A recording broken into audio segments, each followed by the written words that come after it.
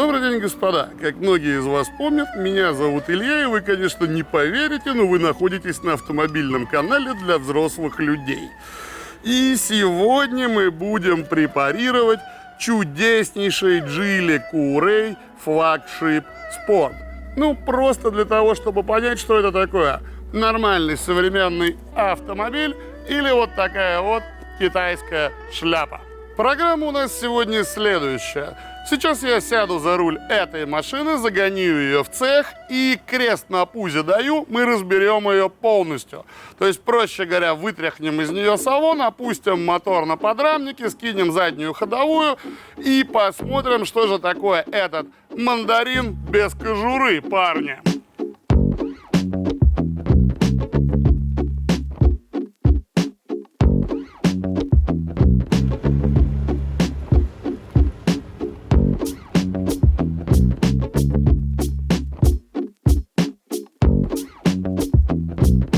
Ну а теперь, парни, когда наш рыжий конь в стойле, давайте попробуем найти в нем Вольво.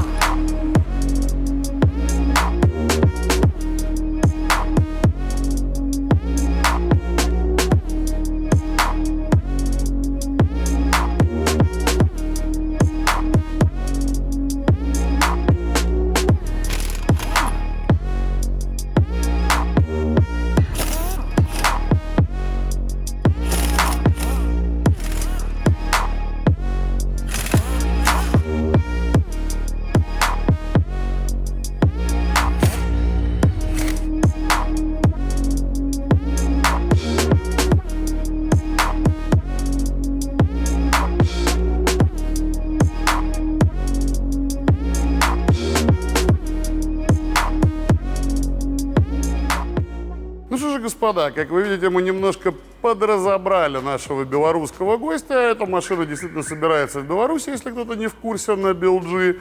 И давайте мы посмотрим, что из себя представляет кузов Coolray.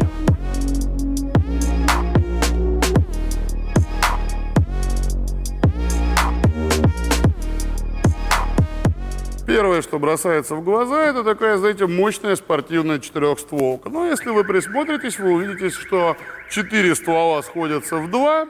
И, в общем-то, я думаю, это нормально. Объем двигателя этой машины 1500 кубических сантиметров, что, согласитесь, немного. Но, по крайней мере, это честно. Никаких пластиковых накладок, все настоящее. Перед нами машина за 1,5 миллиона рублей. Ну, точнее, ее полуразобранный кузов. Как вы видите, есть пластиковые подкрылки, абсолютно простые нерегулируемые амортизаторы. И вот обратите внимание вот сюда. Здесь есть, ну, такая, знаете, вот антикоррозийная противошумовая изоляция. И ей, в общем-то, обработана корыто запасного колеса. Также имеет место быть экран над задней частью глушителя. Если говорить о днище этого китайца, вы видите достаточно мощные усилители, и также можете наблюдать тот факт, что, в общем-то, днище ничем не обработано. То есть это просто грунт, и, соответственно, здесь нет никаких антикоррозийных составов, нет никакой защиты. Но надо дать должное, что все сварные швы белорусский завод обработал герметиком. И этот герметик везде. Давайте поговорим о системе выпуска. Как вы можете видеть, она находится в хорошем состоянии, разительно отличается от того, что мы купили вместе с новым УАЗом, господа. Обратите внимание на сварные точки и на то, как экраны приварены к выхлопной трубе. Ну, знаете, господа, создается впечатление, что рядом со сварщиком стоял здоровый усатый мужик с автоматом, а где-то рядом ходил его сын. И эти люди реально очень торопились. Из того, что мне не нравится точно, друзья, это пластиковый бак. Причем мне не нравится не то, что он пластиковый, а то, что он ничем не закрыт. Здесь достаточно небольшой клиренс у этой машины. Если вы съедете куда-то с асфальта, есть все шансы его пропороть, потому что защиты у него нет. Что я могу сказать о герметиках? Ну, знаете, друзья, если вы посмотрите вот сюда, вы поймете, что наши славянские белорусские братья очень творческие люди. Потому что, по большому счету, это целая картина, и здесь не жалели герметика, и он разных цветов, и его много. Но, знаете, это скорее хорошо. Хуже, если бы его не было вообще. Это настолько спортивный автомобиль, что даже подушки глушителя на нем красные, для того, чтобы подчеркнуть, так сказать, вот весь этот быстрый такой китайский порыв. Я бы не сказал, господа, что здесь прям такие толстенные передние лонжероны, но, в общем-то, я думаю, вы все видите сами.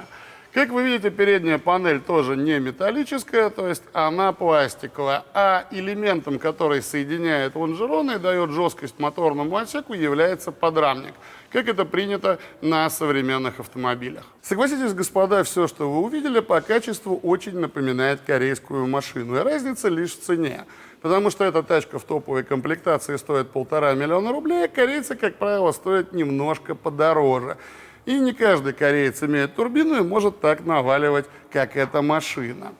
Но давайте-ка попробуем теперь понять, а что же приводит эту тачку в движение и как она устроена, как устроены ее силовые агрегаты.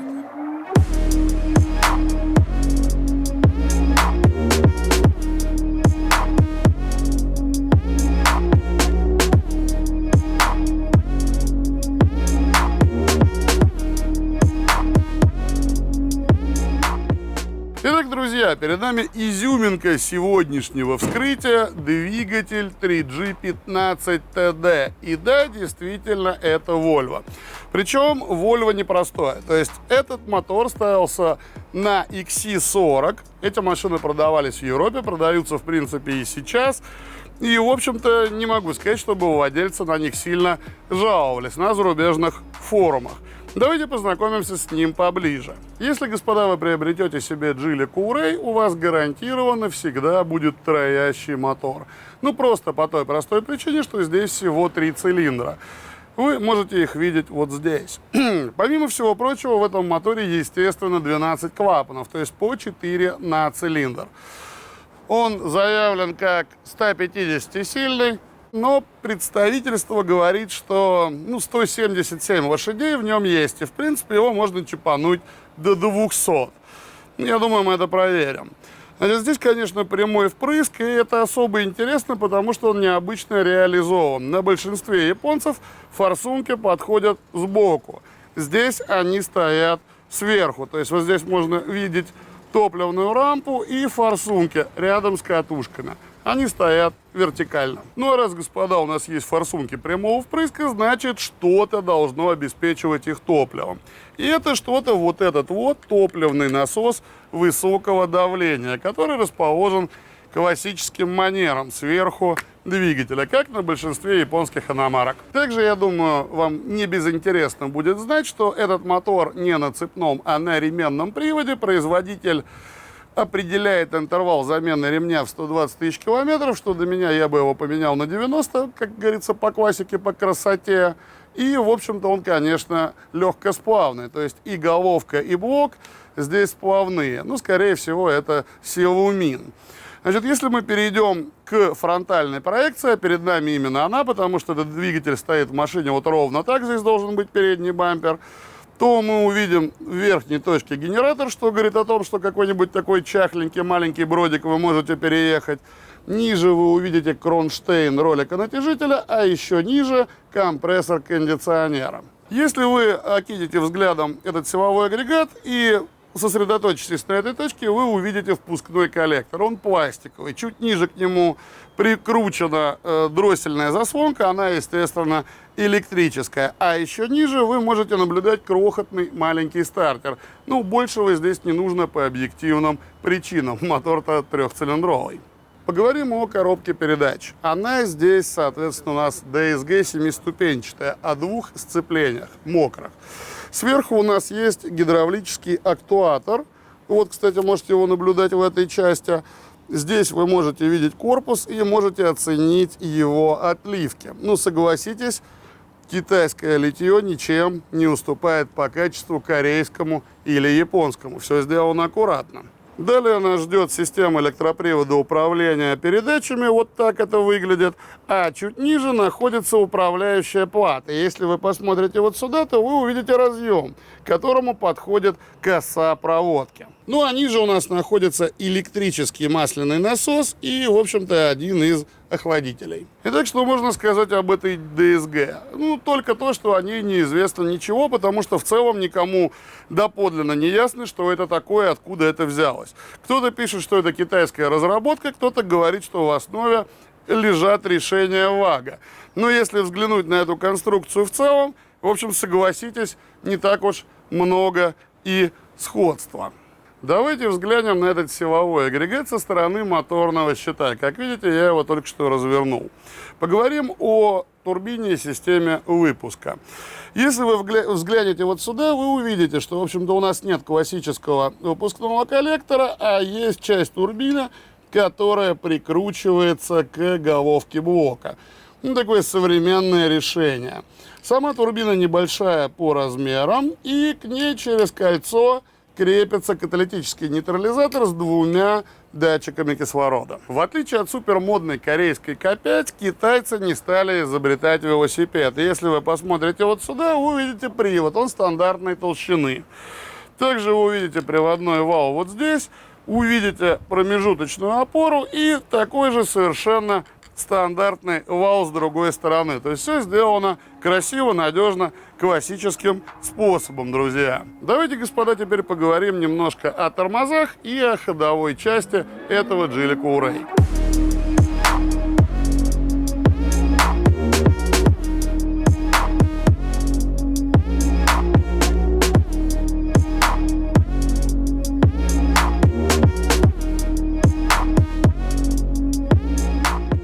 Перед нами классический скобовой однопоршневой суппорт. И, в принципе, знаете, его достаточно для того, чтобы останавливать эту машину.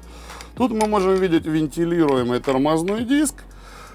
Чуть дальше поворотный кулак, с которого мы сняли амортизатор. Ну, в общем-то, это обычный Макферсон, и ничего интересного про него я вам не расскажу. Взгляните лучше сюда.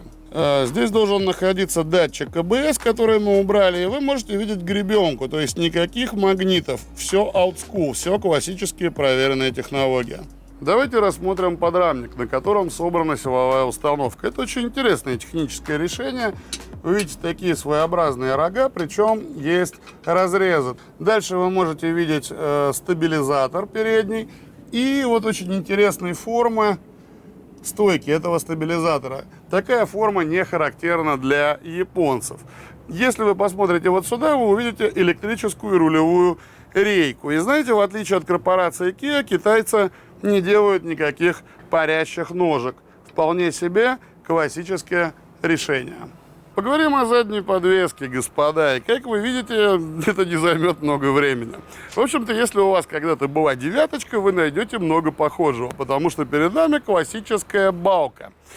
Но, в отличие от ранних версий автомобиля, от древних советских, здесь, конечно, стоят дисковые тормоза. Это первое. И второе, они оснащены электроприводом ручного тормозом. На мой взгляд, вот эта вот балка основная беда Geely Coolray, потому что не будь ее, а будь независимая подвеска, рулился бы он тогда не просто хорошо, а по-настоящему бесподобно. Я надеюсь, друзья, что то, что вы видели сейчас, я имею в виду устройство двигателя и трансмиссии, было интересно и познавательно. И, в принципе, если бы мы говорили о японце, то на этом, скорее всего, обзор можно было бы закончить.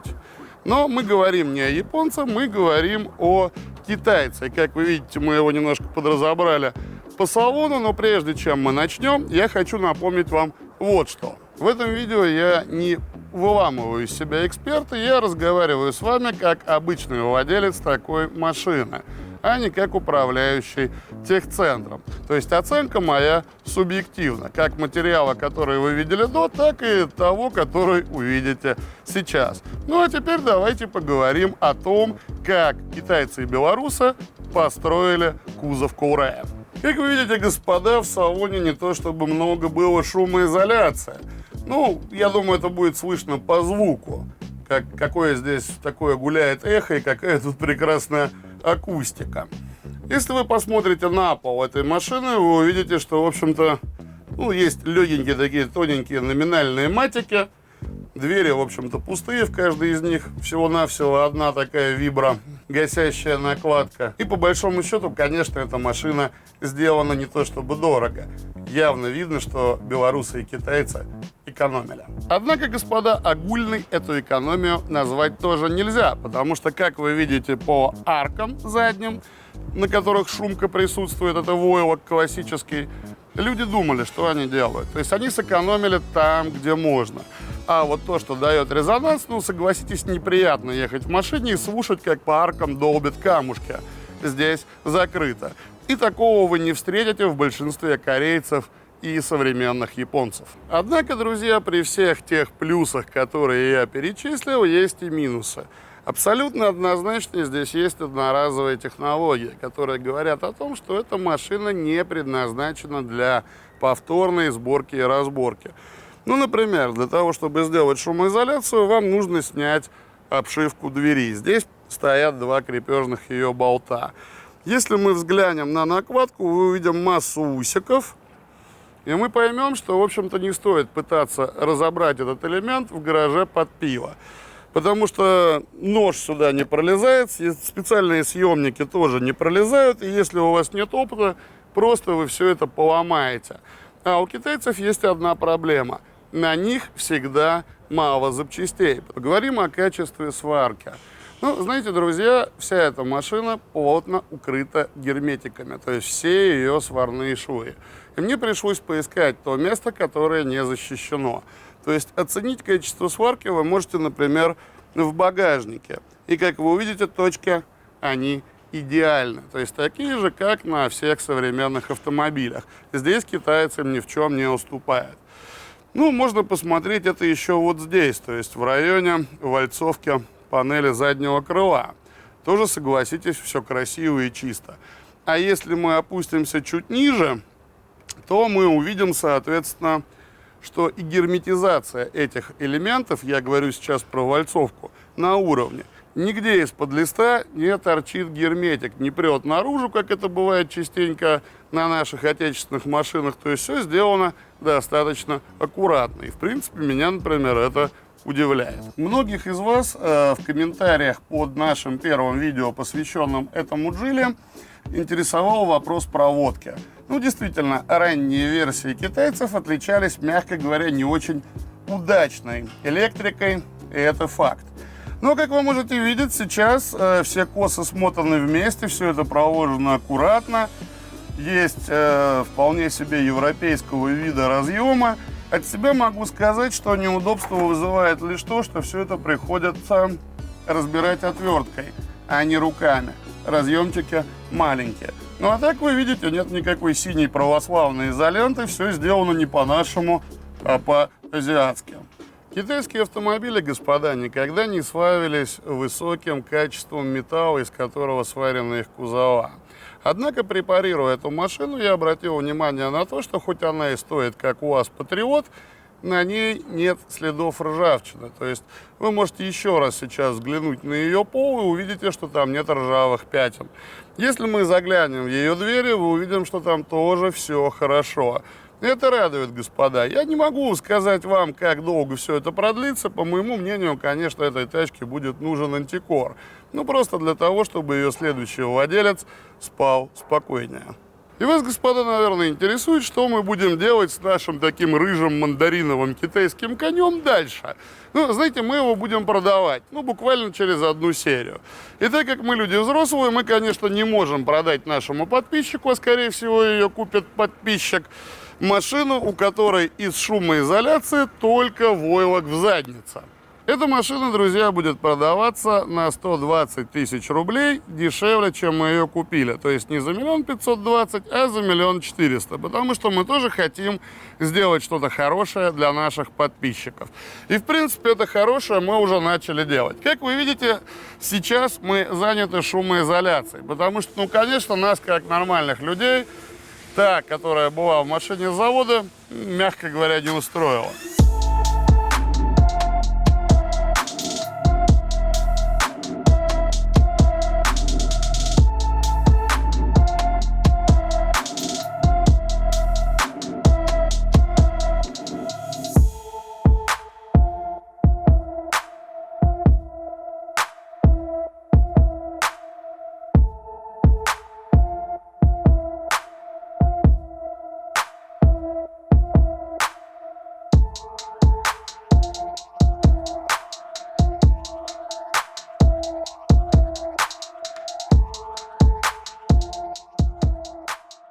Значит, в данный момент мы устанавливаем шумоизоляцию. Это, в принципе, продукция компании Шумов, которую вы можете видеть в наших роликах вот уже более 5 лет.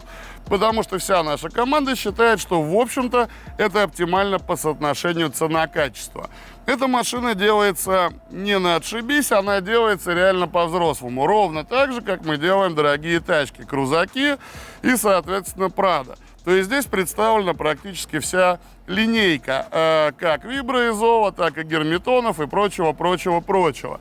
То есть в ней реально будет тихо. Ну, не как в Мерседесе, конечно, достичь этого эффекта нам не дадут вот эти вот одинарные стекла и панорама, но все, что можно выжать из китайчонка, мы, конечно, друзья, для вас сделаем. Но если вы сами хотите научиться делать шумоизоляцию так же красиво и правильно, внизу в описании под этим видео я оставлю вам ссылочку на тех, кто умеет это делать точно. И, разумеется, господа, наши подарки не ограничатся шумоизоляцией. То есть кое-что мы сделаем с этой тачкой еще. Об этом мы расскажем в следующем нашем видео, когда будем обсуждать, как она едет после всех метаморфоз, которые мы с ней произвели. Поэтому подпишитесь на канал и посмотрите, как мы доработаем нашего китайчонка. Если вы хотите купить эту машину уже сейчас, не дожидаясь конечного результата, в принципе, это тоже реально. Ссылочку на способ приобрести ее я также оставлю внизу в описании.